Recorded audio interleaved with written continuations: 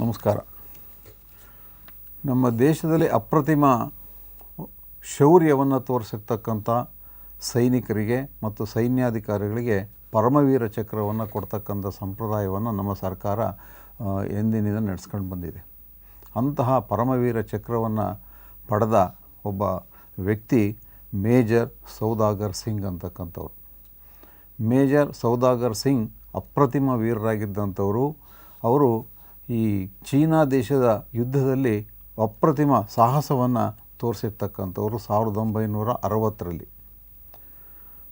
ಆವಾಗ ಈ ಟಿಬೆಟ್ಟು, ಆಮೇಲೆ ಭೂತಾನ್ ಮತ್ತು ಇಂಡಿಯಾ, ಆ ಮೂರು ಗಡಿಗಳ ಭಾಗದಲ್ಲಿ ಒಂದು ನಾಮ್ಕಾಚ್ ಅಂತಕ್ಕಂಥ ಒಂದು ನದಿ ಹರಿಯುತ್ತೆ. ಆ ನಾಮ್ಕಾಚ್ ನದಿಯ ಈ ಕಡೆ ಪ್ರದೇಶದಲ್ಲಿ, ಭಾರತದ ಗಡಿ ಪ್ರದೇಶದಲ್ಲಿ ಗಡಿಯನ್ನು ರಕ್ಷಣೆ ಮಾಡ್ತಕ್ಕಂತಹ ಒಂದು ಗುರುತರ ಜವಾಬ್ದಾರಿ ಈ ಮೇಜರ್ ಮೇಲೆ ಇರುತ್ತೆ. ಆ ನದಿಯ ಆ ಕಡೆ ಭಾಗದಲ್ಲಿ ಒಂದು ಬೆಟ್ಟ ಪ್ರದೇಶದಲ್ಲಿ ಚೀನಿಯರು ಬೀಡಿಬಿಟ್ಟಿರ್ತಾರೆ. ಅವರು ಭಾರತದ ಮೇಲೆ ದಾಳಿ ಮಾಡೋದಕ್ಕೆ ಅವರು ಸಮಯವನ್ನು ಕಾಯ್ತಾ ಇರ್ತಾರೆ. ಒಂದು ದಿವಸ ಬೆಳಗ್ಗೆ ಈ ಮೇಜರ್ ಸೌದಾಗರ್ ಸಿಂಗ್ ನೋಡ್ತಾನೆ, ಅವನ ಬರೀ ಕಣ್ಣಿನಲ್ಲೇ ಕಾಣುತ್ತೆ, ಸುಮಾರು ಒಂದು 250 ಜನ ಚೀನಿ ಸೈನಿಕರು ಭಾರತದ ಕಡೆ ಬರ್ತಾ ಇರ್ತಾರೆ. ಅವರು ಆ ನದಿಯನ್ನು ದಾಟಬೇಕಾದ್ರೆ 3 ಬ್ರಿಡ್ಜನ್ನು, ಸೇತುವೆಯನ್ನು ದಾಟಿ ಬರಬೇಕಾಗತ್ತೆ. ಒಂದು ಸೇತುವೆಯನ್ನು ದಾಟಿ ಬರ್ತಾರೆ, 2 ಸೇತುವೆಯನ್ನು ದಾಟಿ ಬರ್ತಾರೆ. ಅದನ್ನು ನೋಡಿ ಇವನಿಗೆ ರಕ್ತ ಕುದಿಯುತ್ತೆ. ನಮ್ಮ ದೇಶದ ಗಡಿ ಒಳಗೆ ಇವರು ಖಂಡಿತ ಬರ್ತಾರೆ ಅಂತಕ್ಕಂಥ ಭಾವನೆ ಅವನ ಮನಸ್ಸಿನಲ್ಲಿ ಬರುತ್ತೆ. ಅವನು ತನ್ನ ಸೈನಿಕರಿಗೆ ಗುಂಡು ಹಾರಿಸೋದಕ್ಕೆ ಆದೇಶವನ್ನು ನೀಡ್ತಾನೆ. ಆವಾಗ ಏಕಾಏಕಿ ಗುಂಡು ಹಾರಿಸಿದಾಗ ಸುಮಾರು 12 ಜನ ಚೀನಿ ಸೈನಿಕರು ಅಲ್ಲೇ ಮರಣವನ್ನು ಅಪ್ತಾರೆ. ಇನ್ನು ಉಳಿದ ಸೈನಿಕರು ಮತ್ತೆ ನುಗ್ಗಿ ಬರ್ತಾನೆ ಇರ್ತಾರೆ. ಅವರು ಸಹ ಭಾರತದ ಸೈನಿಕರ ಮೇಲೆ ಗುಂಡನ್ನು ಹಾರಿಸ್ತಾರೆ. ಅನೇಕರು ಹುತಾತ್ಮರಾಗ್ತಾರೆ, ಅನೇಕ ಸಾವು ನೋವುಗಳಾಗುತ್ತೆ. ಆವಾಗ ಈ ಸೌದಾಗರ್ ಸಿಂಗ್ ಒಂದು ಬಂಡೆ ಇರುತ್ತಲ್ಲಿ, ಬಂಡೆಯ ಹಿಂಭಾಗದಲ್ಲಿ ನಿಂತು ಅವನು ತನ್ನ ಬಂದೂಕಿನಿಂದ ಈ ಸೈನ್ಯದ ಮೇಲೆ ಗುಂಡಿನ ಮಳೆಗರಿತಾನೆ. ಅನೇಕ ಸೈನಿಕರನ್ನು ಬಲಿ ತಗೊಳ್ತಾನೆ. ಕೊನೆಗೆ ಏನಾಗುತ್ತೆ ಅಂದರೆ ಅವನ ಬಂದೂಕದಲ್ಲಿರ್ತಕ್ಕಂಥ ಎಲ್ಲ ಗುಂಡುಗಳು ಖಾಲಿಯಾಗುತ್ತೆ. ಆವಾಗ ಮುಂದೇನು ಮಾಡಬೇಕು ಅಂತಕ್ಕಂಥ ಆಲೋಚನೆ ಅವನ ಮನಸ್ಸಿಗೆ ಬರುತ್ತೆ.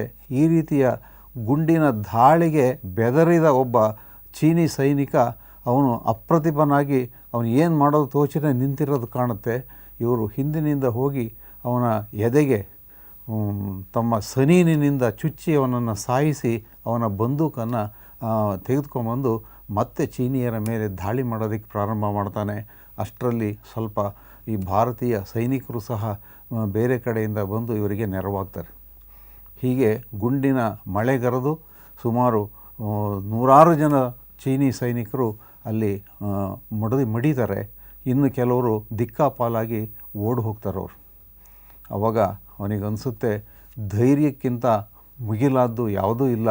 ನಾವು ಧೈರ್ಯದಿಂದ ಹೋರಾಡಿದ್ದಕ್ಕೆ ನಾವು ಅಲ್ಪ ಸೈನ್ಯವನ್ನು ಕಟ್ಕೊಂಡು ಇಂಥ ಒಂದು ಬೃಹತ್ ಸೈನ್ಯವನ್ನು ನಾವು ಸೋಲಿಸಿದ್ವಿ, ಅವರ ನಾಡಿಗೆ ವಾಪಸ್ ಕಳಿಸಿದ್ವಿ ಅಂತಕ್ಕಂತಹ ಒಂದು ತೃಪ್ತಿ ಅವನಿಗೆ ಸಿಗುತ್ತೆ.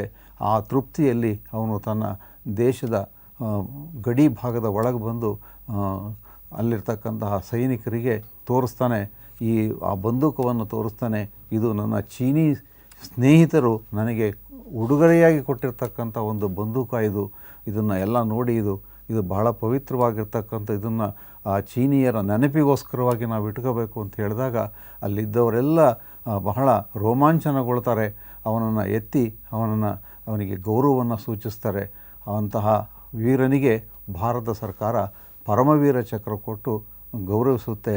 ಇಂತಹ ಶೂರರಿಂದ, ಇಂತಹ ವೀರರಿಂದ ಇವತ್ತಿಗೂ ಸಹ ಭಾರತದ ಗಡಿಯಲ್ಲಿ ಎಂತಹ ಮಳೆ ಇರಲಿ, ಗಾಳಿ ಇರಲಿ, ಚಳಿ ಇರಲಿ, ನಮ್ಮ ಸೈನಿಕರು ಯಾವುದರ ಪರಿವೇ ಇಲ್ಲದೆ ಅವರು ದೇಶವನ್ನು ಹಗಲು ರಾತ್ರಿ ನಮ್ಮನ್ನು ಕಾಪಾಡ್ತಾ ಇದ್ದಾರೆ. ಅಂತಹ ಸೈನಿಕರಿಗೆ ನಾವೆಲ್ಲರೂ ಕೃತಜ್ಞರಾಗಿರೋಣ. ನಮಸ್ಕಾರ.